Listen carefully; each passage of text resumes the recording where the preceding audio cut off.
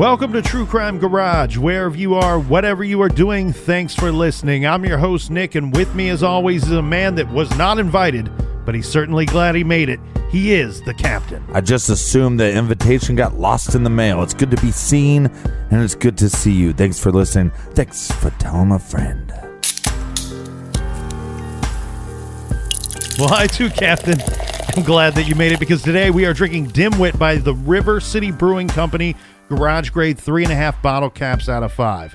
Dimwit is a fantastic wit beer brewed in Wichita and delivering everything one would expect from a great wit beer. And Dimwit is a fantastic co-host. It's citrusy, it's light, and it's warm. And today's beer was brought to us by these witty guys and girls. First up, we have LaDonna up in Alberta, Canada. And a big we like your jib to Sarah in Stockton, New Jersey. And Captain, everybody knows you don't mess with Texas. And down there we got Adrian in Denton, and we also have Catherine in Houston. Big shout out. You mess with the bull, you get the horn. Next up, a cheers to Veronica and Matt in Charleston, South Carolina. Also, a cheers to Carrie listening in the farmlands in Ledger, Montana. And last but not least, we have Brenda in Bloomington, Illinois. So thanks to everybody for your continued support. To get involved, go to truecrimegarage.com. Check out our blog. Check out our store page. Also, True Crime Garage is awesome on Instagram and Untapped. And if you're in or around Columbus, Ohio, this Thursday, May 10th, we're going to be doing a live event through Columbus Podcast Festival. For more information or tickets, check out columbuspodcastfestival.com. I will see you there, Captain. Everybody gather around, grab a chair, grab some beers. Let's talk some true crime.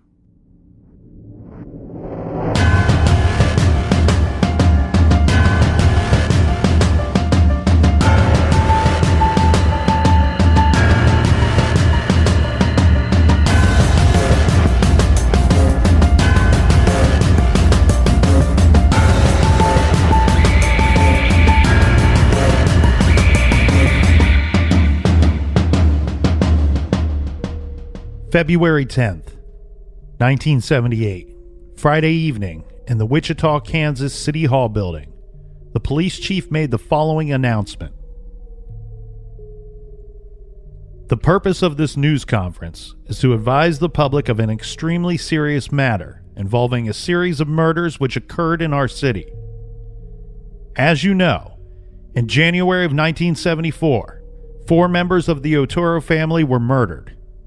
In March of 1977, Shirley Vienne was killed, and in December of 1977, Nancy Fox was also murdered. Earlier today, KAKE-TV immediately brought me a letter where the author took credit for the Otero, the Fox, and the Vienne murders. In addition, whoever wrote this letter has taken credit for a 7th victim. We are in no doubt and are convinced that the person that killed the Oteros, Miss Fox, and Miss Vienne is the same person. I want to restate, there is no question in our minds that the person who wrote the letter killed these people. This person has consistently identified himself with the initials BTK and wishes to be known as the BTK Strangler. Because we are sure this man is responsible for 7 murders, we wish to enlist the assistance of each citizen of this community. Our police department has already begun special efforts, which is as follows. 1. Additional uniformed officers are already on the street. 2. A special detective task force involving the Major Case Squad has been established. 3. A special phone number for citizens to call has been established. This phone will be staffed 24 hours a day. 4. We have solicited the assistance of the district attorney, the sheriff, and professionals in the field of human behavior, and would welcome the assistance from any person regardless of their expertise. I know it is difficult to ask people to remain calm, but we are asking exactly this. When a person of this type is at large in our community, it requires special precautions and special awareness by everyone.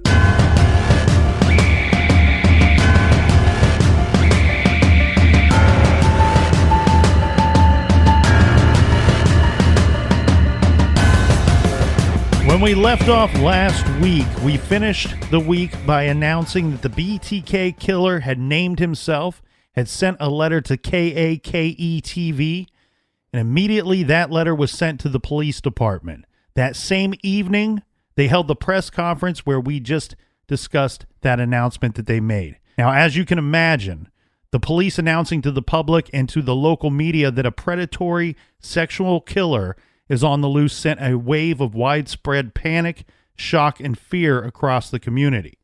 The announcement quickly became national news. With the public aware that BTK was hunting people in Wichita, many rumors were swirling about who the killer was and how and why he chose certain victims. One thing that was also mentioned during the public announcement was that the killer had cut the phone line to the houses before he entered the home to attack and kill the occupants. This information inspired a safety precaution that became a ritualistic habit of nearly all the citizens of the greater Wichita area, especially something practiced by single women that lived alone. Because the phone line was cut, people would, upon arriving back at their homes, they would run to the phone in the house and pick up the receiver and listen for a dial tone. Mm-hmm. A lot of people would call their home from another location before returning home to make sure that the phone would ring. Other precautions were taken by citizens as well. This included the increased sales of peepholes, deadbolts, other additional door locks, and of course, guns and dogs were in high demand. But a pattern that we would see time and time again after this communication, BTK went dark, and it was 14 months later when we have another incident. Yeah, this is going to be around 10 p.m. on April 29th, 1979. This is when Dennis Rader shattered the basement window of a 61-year-old woman who lived alone. Now, she lived just 1 mile from one of his previous victims, Nancy Fox. Mm-hmm. He climbed into the home, and his victim, she was not home at this time. He would wait for her to return. There was a guest bed down in the basement. Beside it, he decided to lay out some ropes and a broom handle. Then the woman returned to her house. She had spent the night out with several friends. The friends had drove her home. She got out of the car and she approached the front door.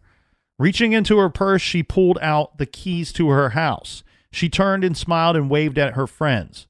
She looked down to make sure that she had the right key, and then she heard her friends shout from the car, "Anna, wait, why don't you come over to our house for a cup of coffee?"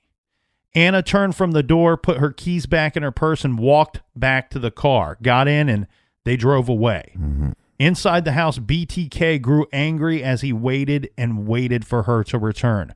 Eventually, he ends up leaving the house. When Anna did return home, she found the broken window, the ropes, and the broom handle. She picked up the phone to call the police and report a break-in, but the phone line was dead and there was no dial tone. Right. She ran to her neighbor's home and called the police from there.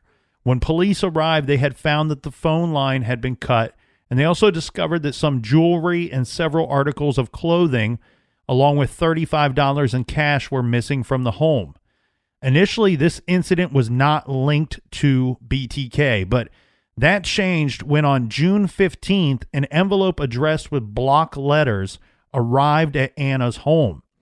Inside was an article of clothing and jewelry that had been stolen from Anna's home. These items were accompanied by a letter and a drawing. Now, the drawing was of a bound and nude woman. The letter was a poem, and it was titled, "Oh, Anna, why didn't you appear?" And it read, "'Twas perfect plan of deviant pleasure, so bold on that spring night, my inner felling hot with propension of new awakening season. Worn, wet with inner fear and rapture, my pleasure of entanglement, like new vines at night. Oh, Anna, why didn't you appear? Drop of fear fresh spring rain rolled down from your nakedness to scent to lofty fever that burns within. In that small world of longing, fear, rapture, and desperation, the game we play fall on devil ears. Fantasy spring forth mounts to storm fury, then winter clam at end. Oh, Anna, why didn't you appear? Alone now in another time span, I lay with sweet enraptured garments across most private thought. Bed of spring moist grass, clean before the sun. Enslaved with control, warm winds scenting the air. Sunlight sparkle, tears in eyes so deep and clear. Alone again I trod in past memory of mirrors, and ponder why for number 8 was not. Oh Anna, why didn't you appear? 2 days later, the newspapers are going to report that BTK Strangler tried to get his 8th victim, but he failed when she didn't return home. So the would-be victim was Anna Williams. Now, she actually moved out of town shortly after the incident because even though the police didn't connect the break-in with the actions of BTK until the letter was received, Anna's instincts told her that it was the serial killer, and she feared that he would return to claim her at another time. Right. And actually, in fact, when the letter was sent to her home, she had already moved out by that time. She had sent someone to collect the mail until the home could be sold or whatever they intended to do with it. So the letter was actually received by somebody else.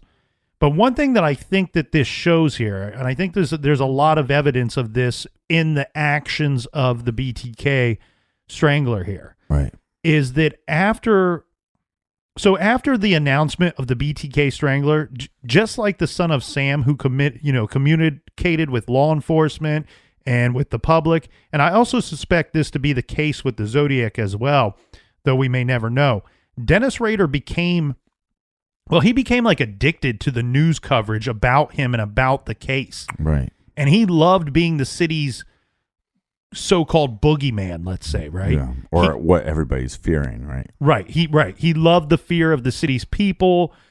He loved that he knew the answer to the biggest question around town: who was BTK? Yeah, or who was POS? Well, and I tell you what, though, he loved the secrets that he was keeping, and I would suspect, and well, later we would learn that this was fact. Actually, that he collected the newspaper articles about him, and like we learned from Gary Ridgway, the Green River Killer, we learned from his wife after he was finally caught that Gary seemed to be obsessive about not missing the evening or nighttime newscast. This probably would have been the case with Rader as well. Right. Now, regarding the newspaper articles and collecting them, well, we also know that BTK has a wife and 2 kids, so he would have to hide his collection. He wouldn't want for his family or others to know that he had an unhealthy fascination with the case. Yeah, and they're probably watching for 2 reasons. One, if they sent a letter, what is the reaction? And also, just is there any updates from the police so they can monitor, is law enforcement closer to catching me? Yeah, it's kind of double duty, I guess, right? 2 birds. Yeah. You get to monitor the investigation or what the public can see of the investigation, as well as see the reaction, and it's filling your ego at the same time. Yeah. So scary. While we were talking about his family, and we talked about people checking the phone lines, one thing that I found very interesting about this case was his wife, Dennis Rader's wife, was afraid of the BTK. Really? To the point she was one of the people that would check the phone line in her house. And she was vocal to friends and family about being afraid of the BTK Strangler. Well, and Dennis probably got off on that. Well, he may have, but I know there was one time that he did not like it at all, because remember last week we spoke about the phone call when Dennis Rader made that very short phone call announcing a homicide to the dispatcher. And of course they show up to the address that he gives, and sure enough, there's a victim there. Well, remember they played that on the newscast. They played that, as bad as that audio was, they played that on the newscast, hoping somebody would recognize the voice.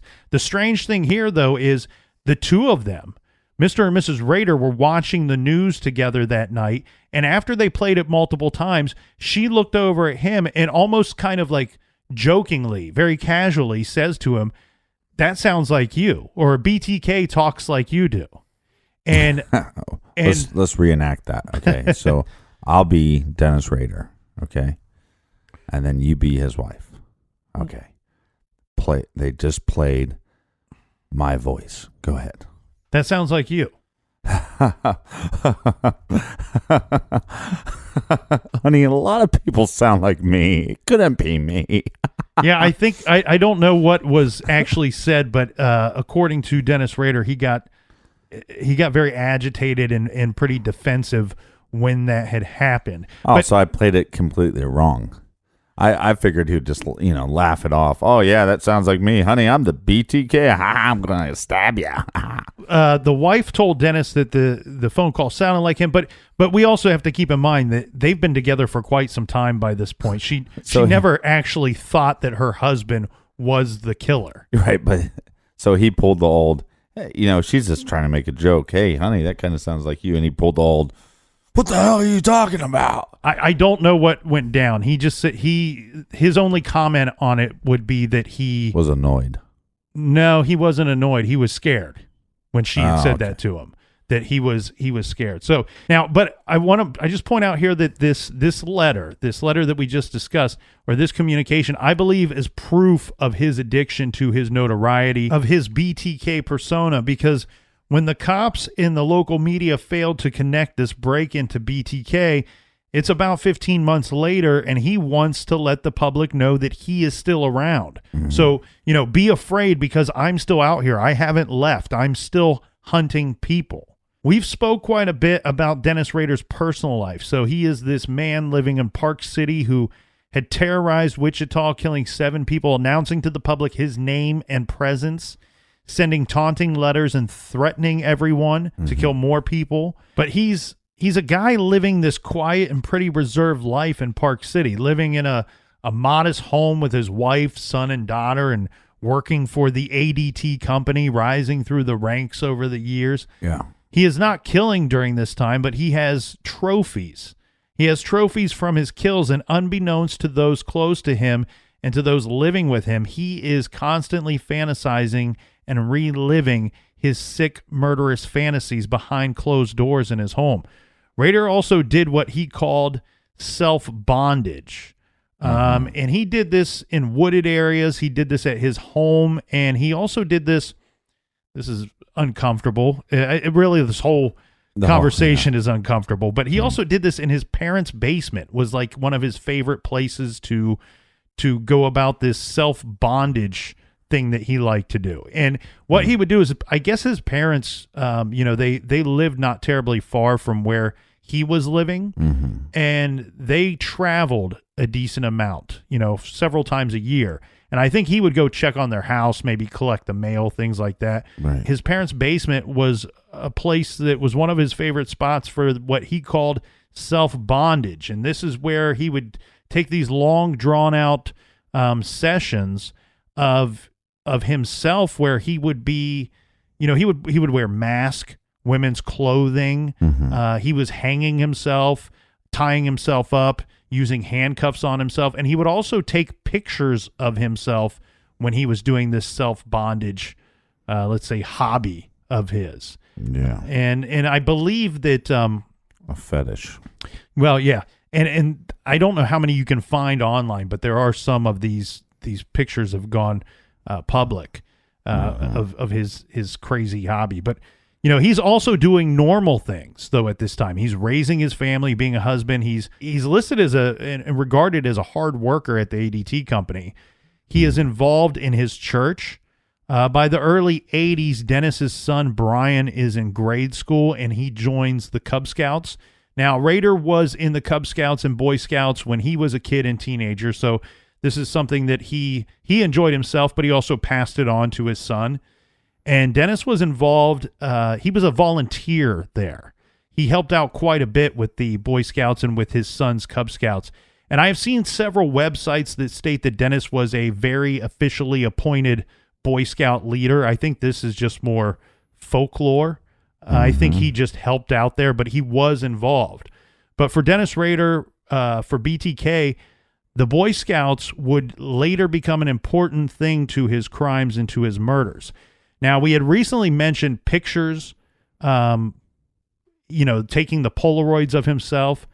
One theory early on in the BT case was that the killer was not only taking some trophies from the houses, but he was probably taking photos of the victims and of the crime scenes as well. This is a very strong theory and a smart one with a lot of thought to back it up. Now, remember, he killed 4 members of the Otero family, and then many years later, in a communication to the police, he recalls very specific details about each one of the victims and about what he did, using which items and specifics about the crime scene. Yeah, to prove it was him. Right. And there was FBI that stated, you know what, either this guy's taking photographs of the crime, and that's how he's able to give us such a great detailed account of what had happened a few years later, or he has a photographic memory. Now, the FBI didn't think that photographic memory was likely with this character. Now, the early 80s in Wichita was the birth of something that would later be called the Ghostbuster Squad. By this time, though, there had not been a murder or communication from BTK in years. Now, what was the Ghostbuster Squad? Well, this was comprised of 8 officers, and you had all kinds of different ranking officers in this Ghostbuster Squad. Did they have a cool car?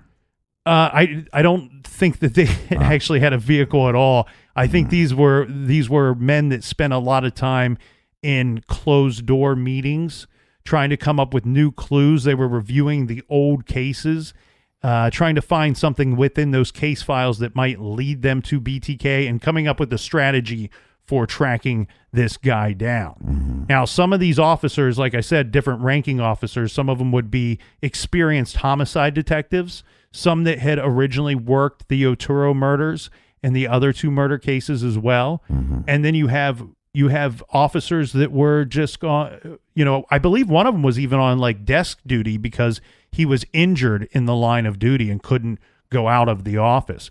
But one officer that was involved in this, a young officer named Ken Landwehr, he was a police officer at the time, and he's somebody that we would see, he's going to end up working this BT case for like 20 years.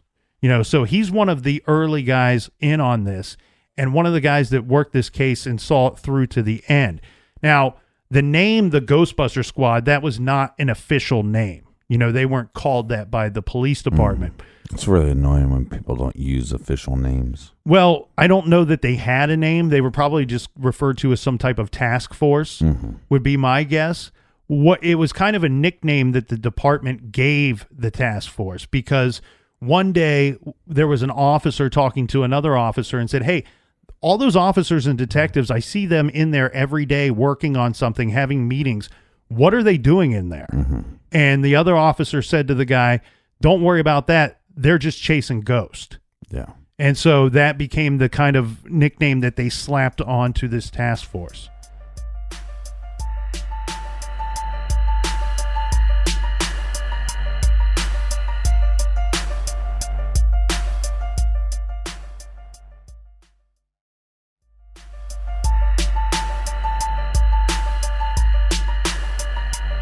All right, cheers, mates, and big shout out to all the beautiful people that we met at CrimeCon this weekend. Maureen Wallace Hedge was 53 years old, was a quiet, dependable second shift supervisor at a medical center coffee shop. Now, she was originally from Arkansas, but she had moved to Kansas with her late husband. She was widowed. She was described as a kind, petite, well-dressed woman with a charming Southern voice. She was a devoted mother to her 3 daughters, 1 son, and she was devoted to her grandchildren as well. Now, she enjoyed playing bingo, doing yard work, and attending the Baptist church. She lived on the same block as Dennis Rader. Actually, she had lived there on the same block as Dennis Rader for over 30 years. At some point, Dennis started to fantasize about Maureen Hedges. He got a strong sexual charge thinking about what she would look like tied up, gagged, and with a rope tight around her neck. Now, this could be a big, big problem for Dennis, because Factor X is telling him to kill her, but killing a neighbor would be extremely risky. But once Factor X focused in on a victim, Dennis had to get to work trolling the subject, checking up on them, as he would call it. Now, during this process, Dennis learned that the woman had worked at a coffee shop, and he would call this Project Cookie. Sometimes at night, Dennis would take a bike ride, and he would sneak around her home, watching her through the windows, Sometimes he would stare at her as she lie in bed at night with the light on reading. Dennis didn't care about the risk. The urge that he got to kill her was so strong, he was willing to take the risk. He was going to create some kind of plan so that he could kill her, but also give himself an alibi as well. Okay. So on the weekend of April 27th, 1985, Dennis Rader was attending a Boy Scout camp. This is just outside of Wichita. He left the camp in the evening with the pretext of having a headache and needing to get to town to buy something for his headache. In his vehicle, Dennis Rader had what he referred to as his hit kit. This would be his kit of prepared items he thought he needed or intended to use during the course of one of his murders. You know, we saw this type of thing with Bundy, you know, that you keep this thing in your vehicle or you keep it close at hand and you have these materials or items that you think you're going to need to use. Right. But this time, Captain, he had actually stored these items in a pre-selected bag. He put them in a different bag. This time he was using a bowling bag. So after he left the camp, he parked his car by a bowling alley inside the city, and he bought himself a beer at the bowling alley. He drank half the beer and deliberately spilled beer on his clothing and on his hands, so he would have smelled like he had been there all night drinking a lot. So he calls a cab, and when the cab gets there, he pretends to be drunk, and he tells the driver that he's far too drunk to drive home and he needed a ride. But Dennis instructed the driver to take him home, but he didn't give the driver an actual address. He told the driver to take him to a park in Park City so that he could walk it off before going home, saying he wanted to get some fresh air, was too drunk to see his wife, whatever. Right. So this park, it was near the backyard of Hedges' property. Rader shows up. He makes the walk to her property, and he's actually disappointed to see Marine's car in the carport. So he assumed when he saw the vehicle that she was at home. He didn't want her to be home when he arrived at the house. He cuts the phone line, and he quietly pried open a rear door using a screwdriver. And it turned out that no one was home, to his surprise. Even though that car was there, nobody was in the house. But soon a car pulled up, and Rader decided to hide in a bedroom closet. Now, Marine Hedge and a friend, this was Gerald Porter, entered the home. They stayed there talking for approximately 2 hours. The whole time, Dennis Rader is hiding in this closet, listening to the two of them talk, waiting for the man to leave. Well, Gerald left the house that night around 1 a.m. Now, Rader waited until Marine went to bed and, till he thought that she had fallen asleep. At that time, he crept out of the closet. He turns on the bathroom light so he can see what he's doing, and then he pounces on Marine, who's still in the bed. He manually is choking this woman. Now, I said she's a petite woman. This woman weighed less than 100 pounds. So Dennis Rader would seem like a giant on top of her.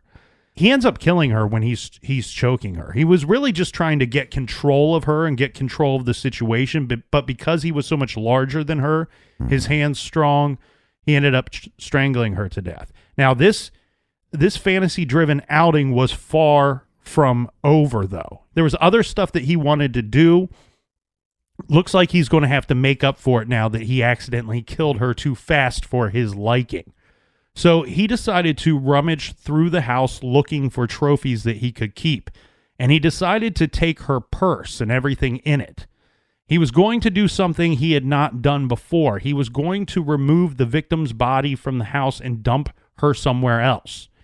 He didn't want this to look like a BTK killing. Remember, this is way too close to his home. Right. So he dragged the body with the bedding to her car and put her in the trunk of her own car. Then Dennis Rader drove directly to his church so he was so trusted at his church that he had keys to the building. He could get into the building anytime he wanted to. So he dragged the body underneath some Well, I trees. mean, let's be real. He could get into it whether he had keys or not. Yeah, I guess that's true. You know, he could break into the place. He dragged the body underneath some trees and he entered the building down and went down to the basement. And then he taped black plastic over the basement window so no one could see inside.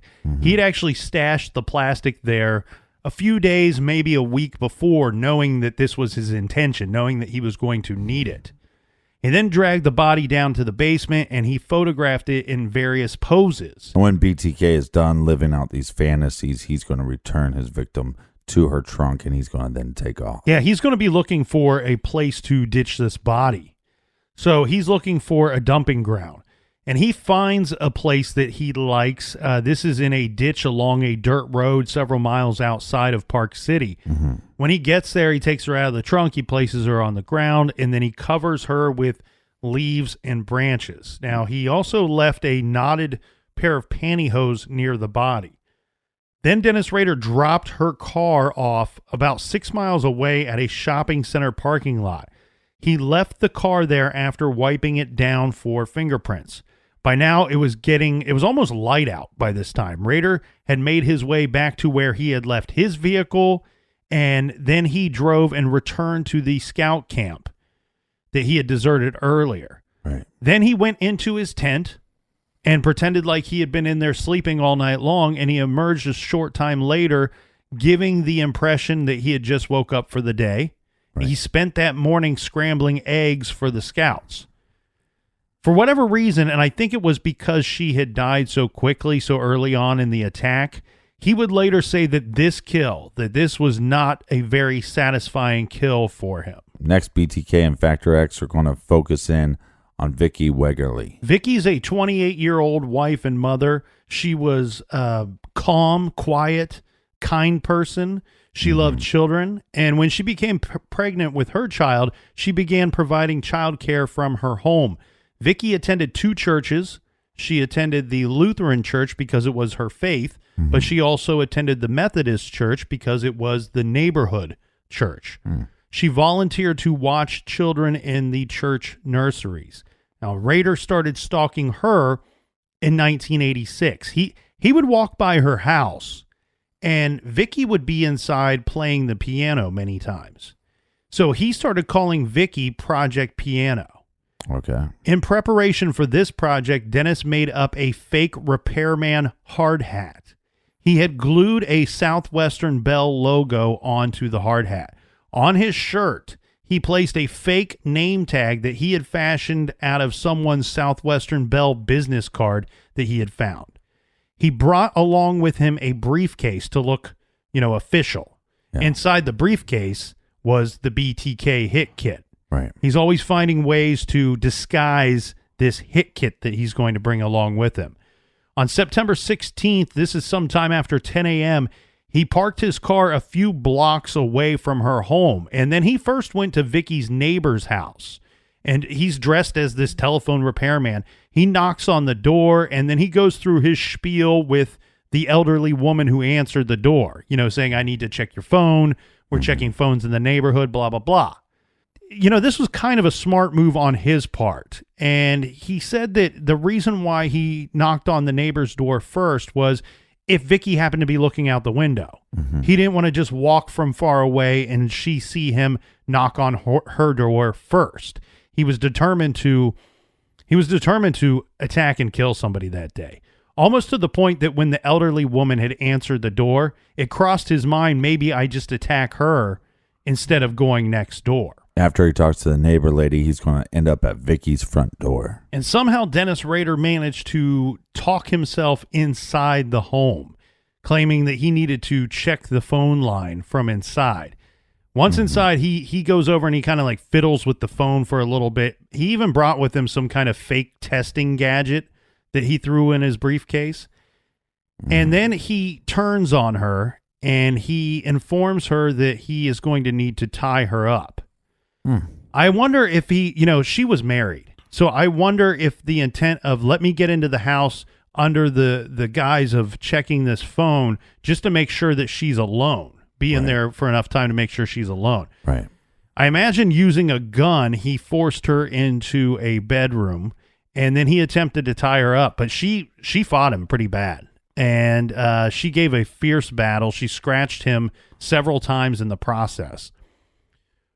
Rader ended up winning the physical fight, though, and he would secure her with ropes, and then he proceeded to strangle her to death using pantyhose as a ligature. He photographed the body in several poses, and then he left in Wegerle's vehicle. Yeah, and during this attack, she is, claiming that her husband's going to come home too because she's trying to scare him off. Yeah, she wants to scare BTK out of the house. But the weird thing is, and I don't know if this was routine or not, Captain, but her husband, Bill Wegerle, and did come home. He did come home soon after the attack.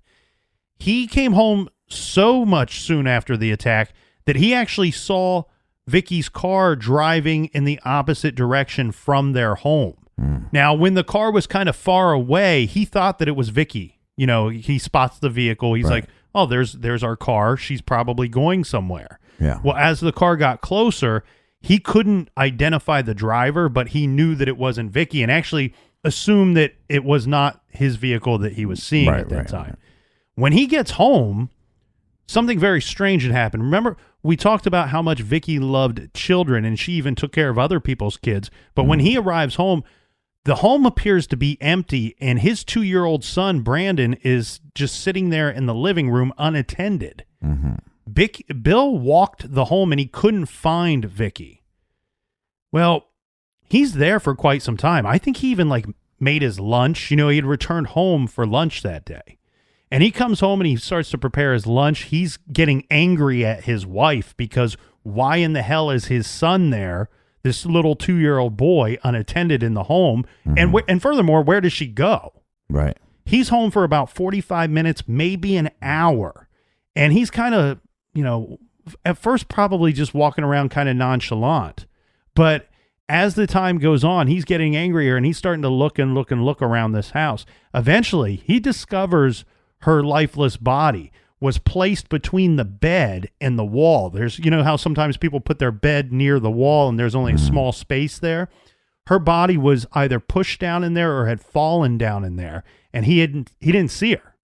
So he calls the police and he tells them what had happened. He calls and he says, I'm pretty sure my wife is dead. I came home and my 2-year-old son is by himself. Well, he's also going to tell him that he thinks he saw his vehicle driving away from the house. Yeah, and when the paramedics arrive, they are desperately trying to revive her. Keep in mind, she would have only been dead if, in fact, she was dead when BTK left the home for a short period of time. But unfortunately, she was pronounced dead a short time later before they could get to the hospital. Now, BTK, meanwhile, had been driving around the city, and he is disposing of evidence as he's driving. Eventually, he returned to the area near Vicky's house, and he parked Wegerle's car just a couple blocks from their home, in fact.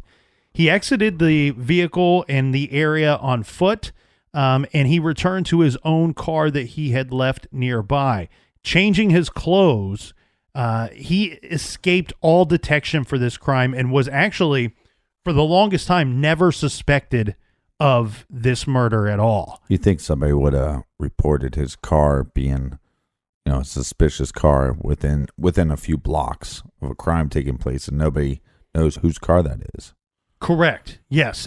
But one thing that might help him with this is that this is an attack during the middle of the day in a neighborhood. There's a good chance, a lot of people off at work, people are less likely to see some things. Right. This story right here, all of these stories are extremely tragic. This one has a little more added tragedy to it, because not only is a young mother killed here and a young wife killed here, but this is a real tough one because a lot of the police and detectives thought for sure that the husband actually had killed his wife. He's the one that finds her dead. They couldn't believe the son was there. Right. They could not believe that he was home for 45 minutes to maybe an hour before discovering her body. And so yeah, that sounds a little fishy. exactly. So you can see that side of the fence. Now on the other side of the fence, we have other detectives that had issue with this thought. And one reason was the knots that were found at the scene. Some of them thought they resembled some knots that they had seen at BTK crime scenes. And now number two, they thought that, this would take some time in their investigation, but once they found the vehicle, and I know that it wasn't terribly far from her home, but the problem they had with that was, while logistically it was possible for this man to move her vehicle a few blocks from the home and return, nobody had seen him. Just like you said about BTK's suspicious car, nobody saw that either, I guess. Right. But the thought was they thought somebody would have seen him walking back to his home. They couldn't find anybody that had said that. And then three, and this is probably the most important, was the little boy. Like you said, their son is still at home. Well, when police talk to the little boy, mind you, he's only 2, so he's limited on words and stuff like that. Yeah, but the nightmares that kid is going to have. Well, the only thing that he was able to tell the investigators was a single sentence that was, "Man hurt mommy. Man hurt mommy." Well, a lot of the detectives found it strange that the boy would say, "Man hurt mommy." That if he had seen his father kill his mother, mommy. He would say daddy or whatever he called him. Now, January 31st, 1987, upon returning home to Wichita, Kansas after visiting family for a few days, Mary Fager was understandably shocked to discover her husband, Melvin, dead on the floor. This is directly in front of the door to their home. Her husband had been shot twice in the back. Now, their 2 daughters, this is Sherry, she's 9 years old, and Kelly, who's 16 years old, they were found in the basement. They had been left in a covered hot tub with the water running, I think it was at like 90 degrees in this hot tub. Sherry had been bound with electrical tape and placed in the water after having been strangled. Kelly had been drowned. Now, there were no signs of forced entry to the home, implying that maybe the killer was known to the family or at least good enough to talk his way or their way into the house.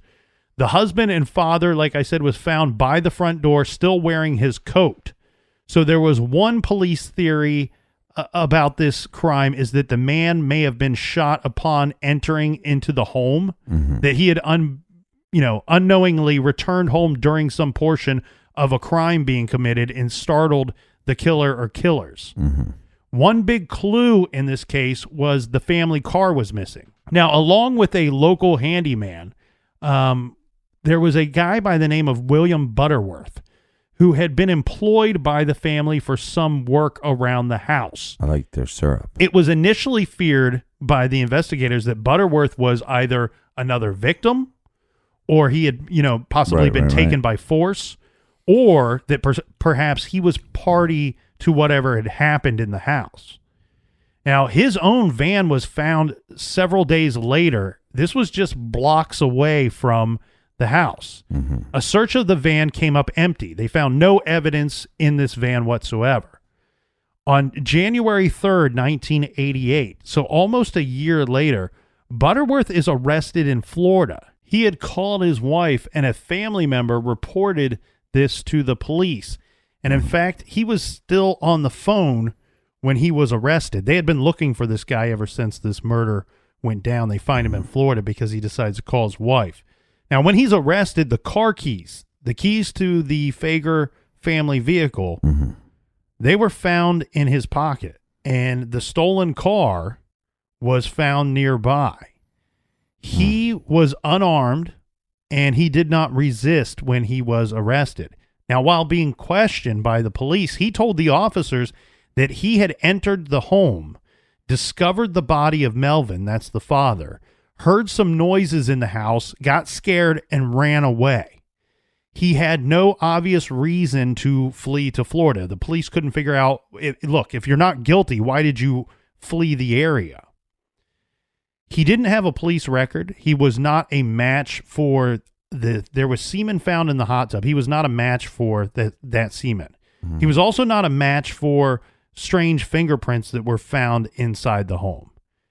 He was described as a guy who would always go out of his way to do a favor for someone. Nice guy. He had 3 children, a 3-year-old, a 6-month-old twins, And he had been having some financial issues at the time, just weeks before these murders. Mm-hmm.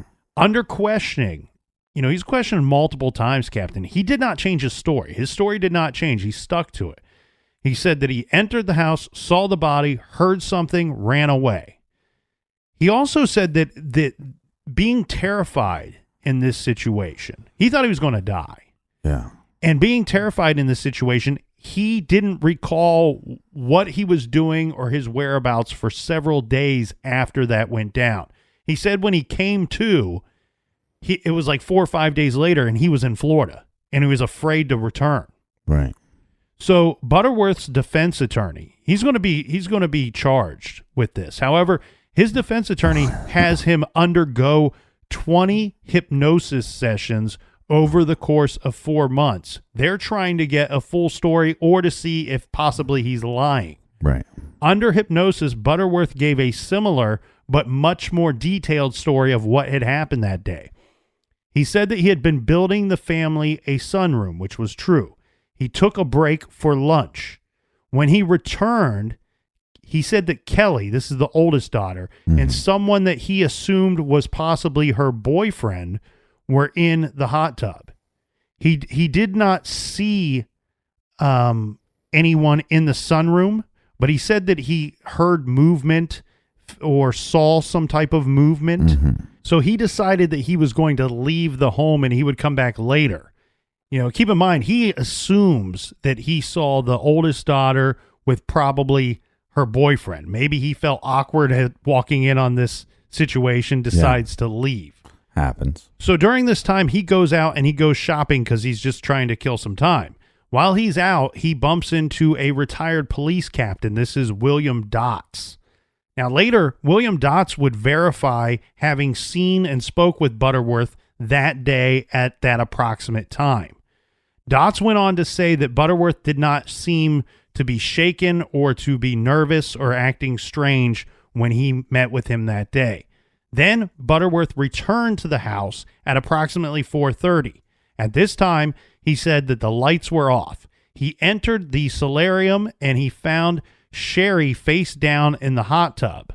Then he saw Melvin dead in the hallway. He heard a noise and he realized that the murderer was still in the house. So frightened, he bolted. Now, for some reason, Captain, and I apologize because I do not know why, but apparently this man in the confusion ended up with the wrong set of keys somehow. I'm not sure how this happened, but when he was trying to get the heck out of there, right, he had accidentally tried to use Fager's keys to start his van. When he realized that he had the wrong set of keys, he was afraid. He didn't want to enter the home again. He grabbed his stuff out of his van and then took off in Fager's car. Yeah, but can you imagine you have a psycho killer that you believe is still in the house, you're running for your life, and then you get into a vehicle, you go to start it, and you have the wrong damn keys. And you have a victim's set of keys in your hand, and you're going to end up taking their vehicle because you don't want to go back into the house at that point. Right. Now, remember, he says that he's uncertain of his whereabouts or what he was doing for approximately the next 4 days. He says when he came to, the next thing he remembers, he's in Florida. That he magically wakes up in Florida. Once he comes to, he said that he felt shame and cowardice for running. Right. He was also afraid that he would be picked out to be the suspect or to have murdered these people. And that made him not want to return, and that's why he waited so long before he contacted anybody after he had already been out. He was charged with these 3 murders. But it was on June 7th. Well, that's because his story never changed. What we've learned from shows like Serial is if you change your story over and over, that they normally put you on the prosecutor's team. Yeah, and that's a good way to get your conviction overturned years later, or possibly at least. On June 7th, 1988, Butterworth was acquitted of all of the charges. Now, most people to this day believe that this is not an open case. They don't believe that they believe that the police have close this case because the police firmly believe in the public's eye that Butterworth was the killer of these 3 individuals. But then you have to wonder, we have this guy BTK who's active at the time, killing people inside their homes, and we have 2 female victims there. And remember, Dennis Rader was not opposed to attacking and killing children. And what we do know is this, Captain, in January of 1988, Dennis Rader sent a letter to the mother who had discovered the bodies of her husband and children. And this letter simply said, "I did not kill your family, but I admire the work." So an interesting, still unsolved to this very day triple homicide. So maybe Butterworth did it. Maybe Butterworth has a partner.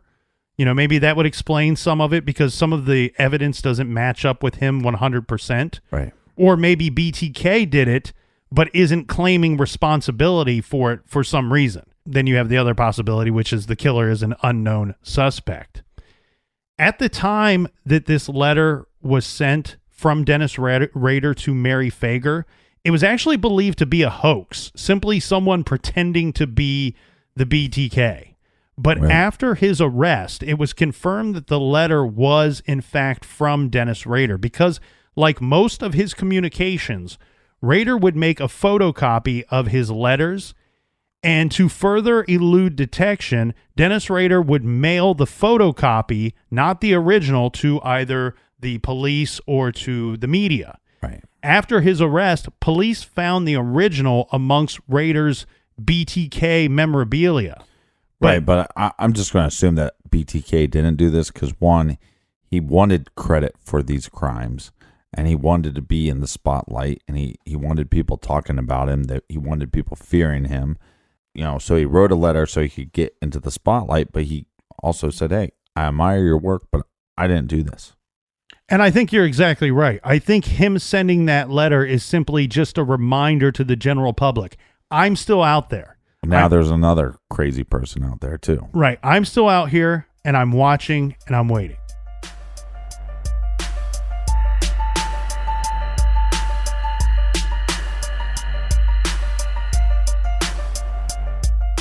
Thanks for listening, and stick around for the finale of BTK tomorrow. Until then, be good, be kind, and don't litter.